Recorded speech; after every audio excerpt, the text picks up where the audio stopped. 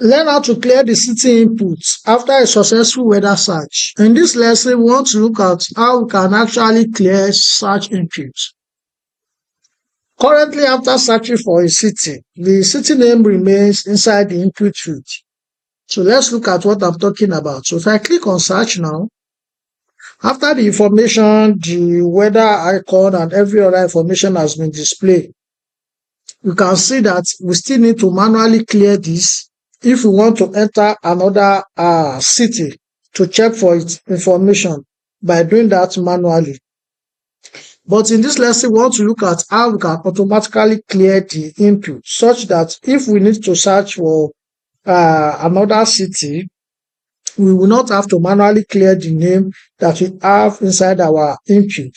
So we are going to be making use of a JavaScript value property, and we're going to be setting that to an empty string in order to clear our input field.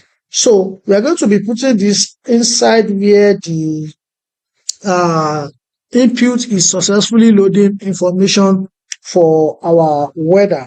So let's move on and let's just go into our JavaScript code, and I will switch into my main.js now. Now that I'm inside my main.js, so I will look for where the app is successfully rendering weather information. And if you look closely, you will notice that that is happening where we have this part of our code. This is our if conditional. So after that if conditional, then we have a couple of things like the city name, temperature, weather, our icon, humidity, context, as well as the wind speed. So we'll just basically come down after this, and we can just put it at the end of our code. So the way we are going to do that is that we are going to have to target the ID of the input, which is this city input. So just pick it, city input dot value. So this is the value property provided by JavaScript. Then set it to an empty string like this. And once you do that, so let me go ahead and enter a city now.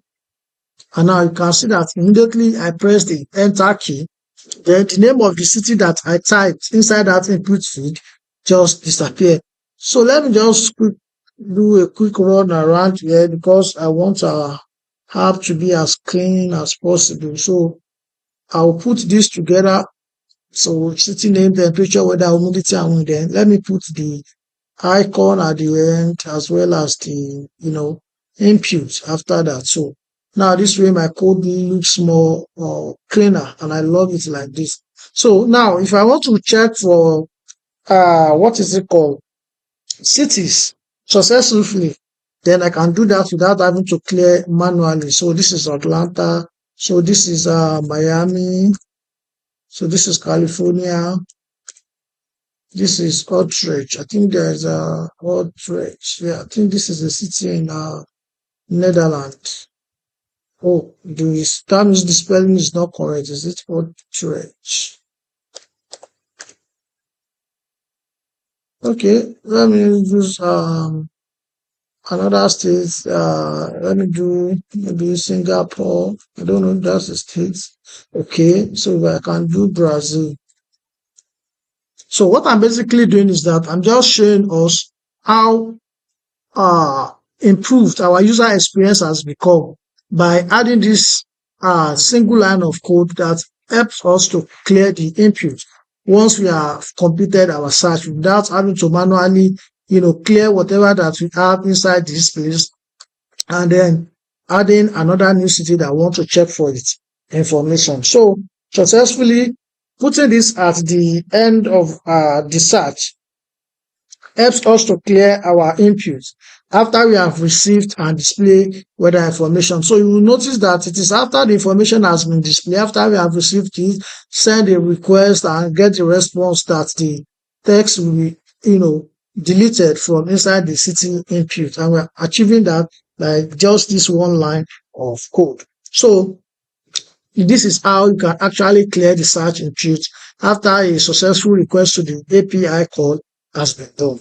Now let's look at few key takeaways from this lesson. Number one, the value property get or change the value of an input. So the value property can be used to get or change the value of an input. Don't forget that it is the same value property that we used in capturing whatever is entered inside this input box. This is the part I'm talking about in the beginning of the half. Number two, settings the value property to empty string clears the input.